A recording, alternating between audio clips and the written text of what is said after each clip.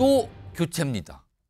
또 교체라는 표현 보니까 굉장히 얼마 전에 바꿨는데 또 바꿨다 이 뜻이 되는 건가요? 오늘 대통령실의 정기석 비서실장이 발표를 좀 합니다. 그리고 이후에 오늘 뭐 새로 인선되신 분의 설명도 좀 있고요. 들어보시죠. 장관 후보자로 김용현 경호처장을 지명하였습니다. 초대 경호처장으로 군 통수권자의 의중을 누구보다도 잘 이해하고 있기에 국가안보실장에 신원식 국방부 장관을 내정하였습니다. 현 국방장관으로서 당면한 안보 현안에 대한 이해도가 높아 국내외 안보 정세가 그 어느 때보다 엄중합니다. 안보가 곧 경제입니다. 강력한 힘을 기초로 한 확고한 안보 태세를 구축할 것입니다. 오늘 뭐 인선이 여러 개 나왔는데 특히 국방안보 라인 인선 정리 좀 해볼까요? 3명이 등장을 합니다. 일단 보시면 김용현 대통령 경호처장이 국방부 장관 후보로 내정이 됐어요. 그럼 경호처장에서 국방부 장관 쪽으로 간 거고요. 그럼 지금 국방부 장관, 신원식 국방부 장관은 국가안보실장으로 내정이 됩니다. 그러면 지금 국가안보실장은 장호진 국가안보실장은 외교안보 특보로 내정이 됩니다. 그럼 이거 어떻게 된 겁니까? 자리를 옆에 하나씩 옮긴 겁니까? 이게 어떻게 된 겁니까 지금? 정기환 교수님.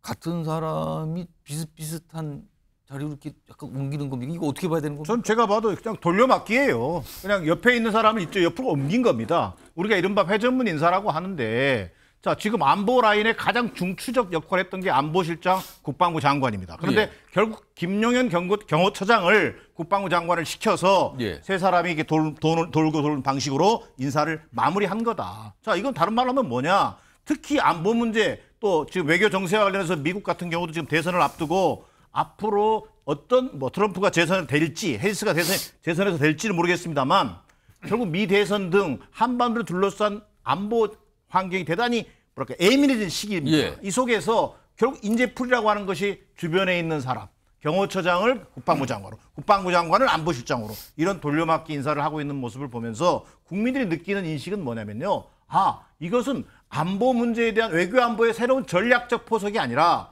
그저 주변에 있는 사람들을 자리 하나씩 만들어주는 전형적인 불통 인사로밖에는 받아들일 수 없을 것이다. 자, 다른 말로 하면 이번 총선에서 지난 총선에서 괴멸적 참패를 당했던 윤석열 대통령이 단 1도 변하지 않았다. 이것을 이번 인사에서 그대로 보여준 것이라고 보여집니다. 뭐가 교체를 했는데 다시 뭐 그분이 다른 걸로 간데 아니 왜 그럼 그냥 그대로 유임은 왜 안 됐을까요? 왜 교체를 했다고 보십니까? 정의연 교수님. 유임이라고 하는 것이 결국 유임을 하려면 결국 한 사람 인사를 할 요인이 없어지지 예, 그냥 않습니까? 인사 안 하고 그대로 두면 수도 있는데 왜 제가 굳이 볼 교체를 했는 때는요. 겁니까? 그동안 경호처장으로서 본인의 어떤 측근으로서 역할을 해왔던 경호처장이 저는 중용의 인사 이번에 포인트가 있었던 걸로 보여집니다. 자 그러면 이것을 어떻든 간에 포장을 해야 될 거 아닙니까? 국민들에게는 왜 김용현 처장을 국방부 장관으로 시킬 수밖에 없었는지 지금의 안보 환경 또 뭐 대외 정세 환경 이런 것들에 대한 어떤 전문성을 가지고 있는지를 설명해야 되는데 아직까지 물론 뭐 지금 막 인사가 났기 때문에 모르겠습니다만 국민들이 볼 때는 어안이 벙벙한 인사로밖에는 저는 설명할 수 없어 보입니다. 다른 내용 하나 좀 더 보죠. 여기 보시면요. 지금 이제 안보실장, 국방부 장관인데 안보실장은 윤석열 정부 들어서 4번째예요. 뭐 김성환, 조태용, 정호진, 신원식.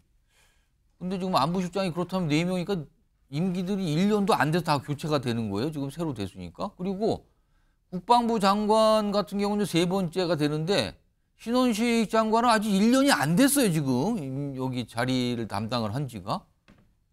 막 겹치죠. 지금 막 사람들이 지금 보면은. 그러니까 안보실장은 4번째가 되고 국방부 장관은 3번째가 됩니다. 김철원 교수님.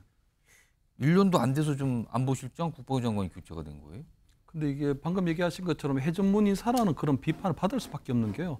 지금 경호실장, 경호처장, 안보실장, 국방부 장관 다 장관급 대우를 받고 있거든요. 예. 근데 저분들은 어쨌든 대통령께서 임명권자이긴 하지만 나름대로 국방이나 외교 이슈에 있어서는 서로 대립적인 의견을 내야 되거든요. 왜냐하면 일방적인 의견이 한꺼번에 나오게 되면 대통령의 어떤 국방 이슈나 이런 부분에 전략적 판단을 못 할 수가 있기 때문에 그런데 지금 보면은 경호처장이 국방부 장관으로 간 경우는 아주 드문 케이스로 알고 있거든요.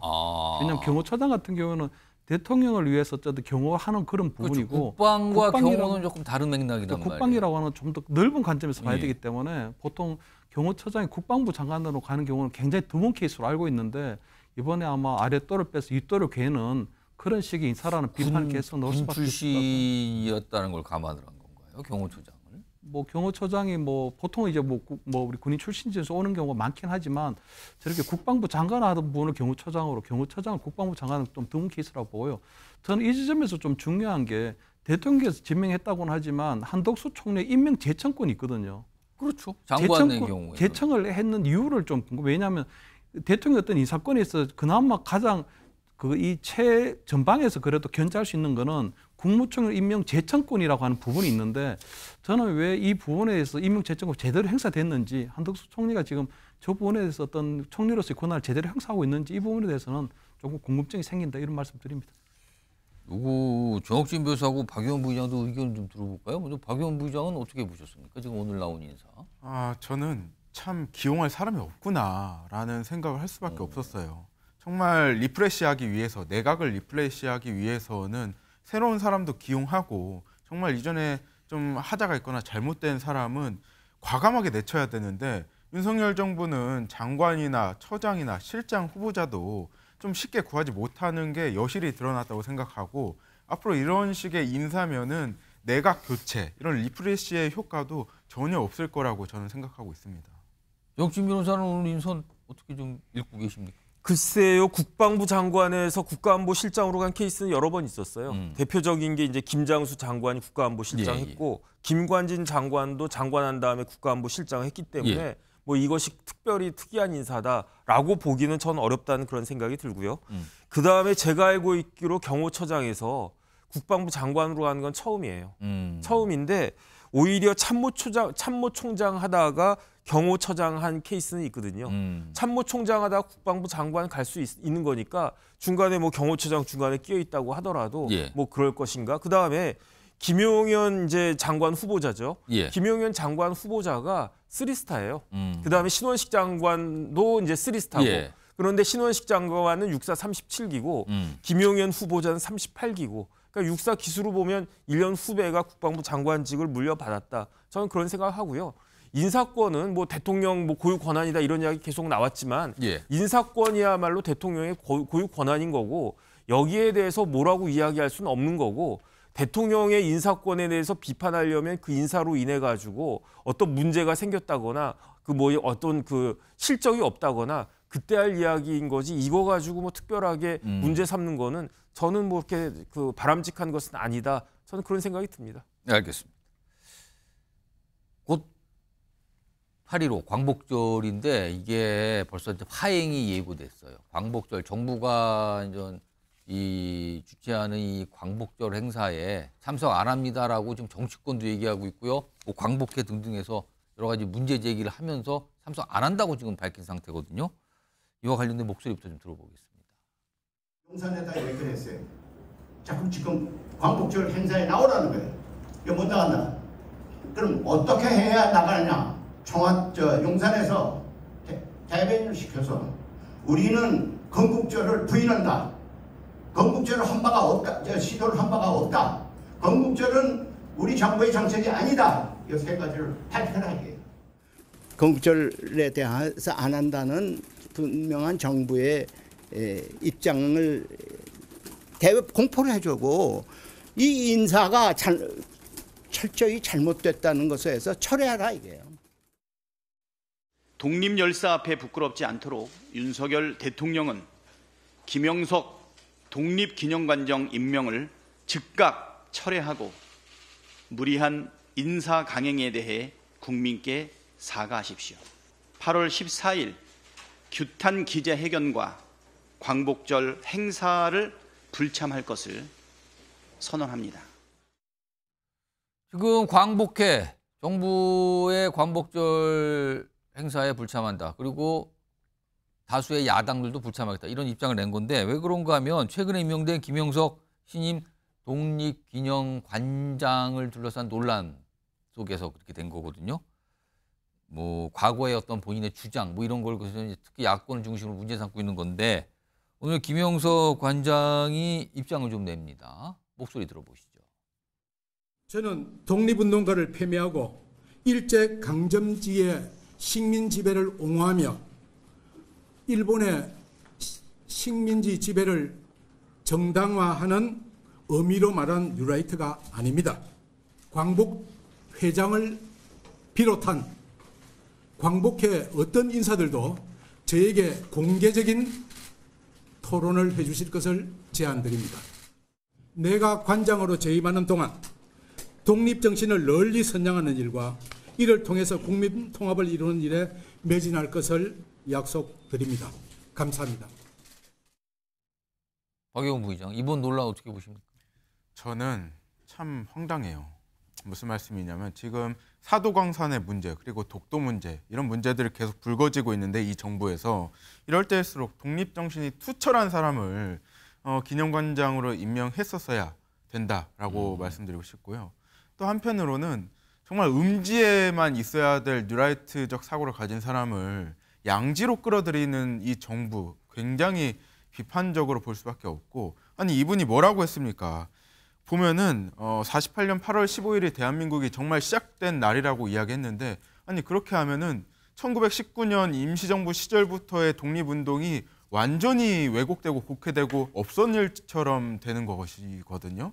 정말 이 사고 자체에 분노할 수밖에 없고 아니 이런 분을 어떻게 독립기념관장으로 앉힐 수 있습니까? 정말 사람이 없나? 이런 생각을 하다가도 윤석열 정부 자체가 이런 뉴라이트적 사고, 극우적 사고를 가진 사람들을 계속 기용하는 것은 이 정부의 성격을 그대로 이렇게 반영하는 거다라고밖에 볼 수가 없다고 생각하고 아니 이분이 왜 백선엽이나 안익태, 김성수 이런 사람들을 두둔합니까? 이 사람들은요 본인이 친일 행적을 한 것을 인정하는 사람들이에요. 이걸 왜 독립기념관장이 된 사람이 변명하고 있는 건지 저는 이해가 안 되고 이런 사고를 가졌으면은 정말 본인이 스스로 공직자가 될 자격이 없다는 것을 인식하고 내려놔야 되거든요. 이런 인식을 제발 좀 가졌으면 좋겠다는 생각합니다. 영신 변호사는 어떻게 보고 계십니까? 그렇게 따지면 우리나라 재헌절 없애야 돼요. 우리나라가 1948년 7월 17일에 헌법이 만들어졌어요. 그 전에 1948년 5월 10일에 총선거 있어가지고 그때 초대 국회의원들 선출되지 않았습니까? 그 의원들이 만든 게 재헌 헌법이에요. 그게 7월 17일이고 그 다음에 그 헌법에 따라서 국회의장으로 이승만이 선출되고 그 다음에 국회에서 대통령으로 이승만이 선출돼서 8월 15일에 대한민국 정부가 공포가 된 거예요. 그렇게 따지면 지금 박 위원장이 이야기한 것처럼 그렇게 따지면은 재헌절도 없애야 되고요. 그 다음에 우리나라가 정부가 근거가 뭡니까? 대한민국 헌법이잖아요. 지금 그 우리나라 보고 있는 헌법의 근거가 되고 있는 게 다 그런 건데 1948년 8월 15일에 대한민국 정부가 수립이 되고 대한민국이라고 한 나라가 출범한 것은 역사적인 사실입니다. 그러니까 8월 15일은 단순히 광복절뿐만 아니고 건국절도 된다라고 저는 생각을 하는데 왜 광복절만 중요하게 생각하고 건국절은 폄훼하는지 그 이야기는 단정 반대했던 공산주의자들만 그런 생각하는 것이 아닌가? 저는 굉장히 역사적인 왜곡이 있는 것이다 그런 생각이 듭니다. 지금 독립기념관장의 인선 최근에 있었는데 이걸 두고 뭐 여러 가지 얘기가 나와서 지금 8.15 광복절 경축식 자체가 약간 좀 반쪽짜리 파행이 되는 거 아니냐. 뭐 예고가 된 셈입니다. 이런 상황으로 가고 있습니다.